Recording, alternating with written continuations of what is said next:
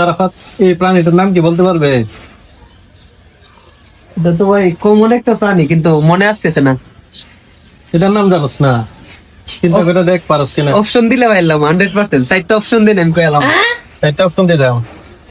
এই প্রাণীটার হচ্ছে দুইটা লম্বা লম্বা পা আছে, দুইটা ছোট ছোট পা আছে, একটা লম্বা লেজ আছে।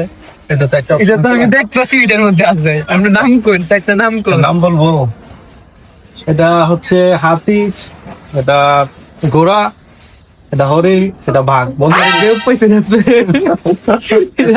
হাতি ঘোড়া পাখিটা আমার বেউপ বানাইতেছেন নাকি? তা আপনি সত্যিকারের একটা নাম রাখেন, 4টা অপশন আমি কইলাম, শিওর কইলাম।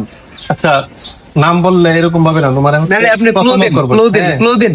তুমি হচ্ছে এই নামের প্রথম অক্ষর হচ্ছে ডি দিয়ে। দিদিয়া ডাইনোসর, তাইলে? হ্যাঁ হ্যাঁ, ঠিক ধরছো, হ্যাঁ। ডাইনোসর।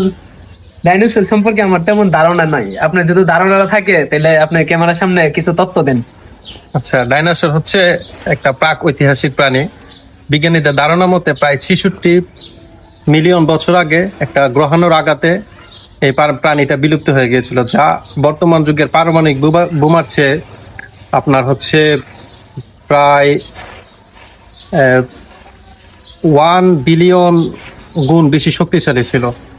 এই অ্যাস্ট্রোনয়েডের আঘাতে হচ্ছে এই প্রাণীটা বিলুপ্ত হয়ে গেছিল। এটা পৃথিবীতে মেক্সিকোর একটা দ্বীপে আঘাত হানছিল, যার ফলে এরকম আরো অনেক প্রাণী বিলুপ্ত হয়ে গেছে।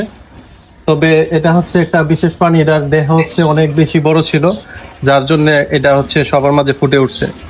এই জন্যই বুঝি বলা হয় ডাইনোসরকে বিলুপ্ত প্রায় প্রাণী। হ্যাঁ।